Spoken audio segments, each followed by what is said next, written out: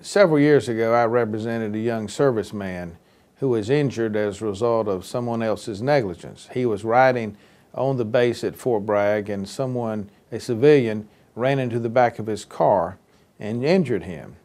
Well, Allstate Insurance Company took a look at his case and decided he really wasn't injured.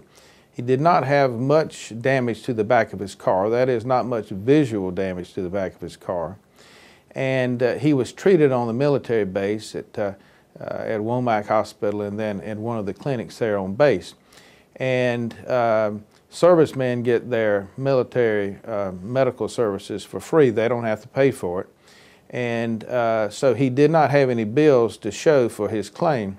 He did go to a chiropractic physician in addition to the doctors on base, and that doctor treated him for several months and helped him a lot, but unfortunately he did not recover completely. The doctor testified that he had permanent injuries.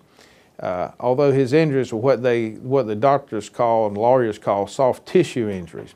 That means it's an injury that you cannot see on x-rays, and of course only the victim can feel what's going on. These are the kind of cases that insurance companies usually deal with by trying to pay very minimal damages, and they claim that that if you can't see an injury, if there's not a broken bone, if there's not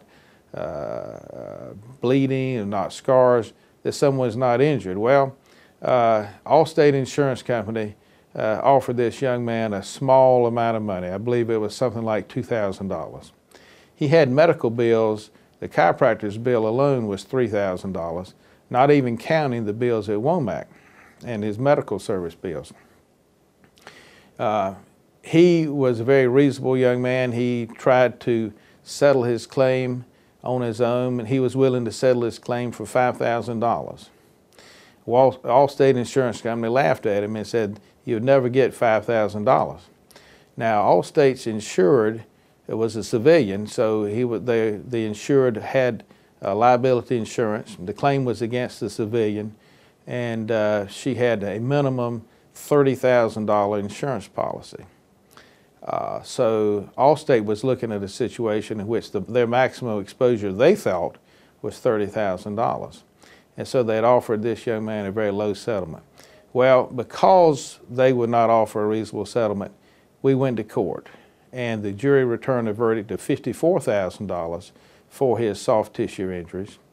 And with interest and cost, it brought the total up to something like $57,000. Well, Allstate Insurance Company paid every dime of that, even though their insurance policy was just $30,000. And the reason was that Allstate Insurance Company had a duty to its insured. It had a duty to the young lady who rear-ended my client to settle the claim for a reasonable amount and to keep their insured from being exposed to excess damages. And it just shows the protection that we all have with a jury trial, because jurors, for the most part, do the right thing. And in this case, the jury did the right thing for this young serviceman.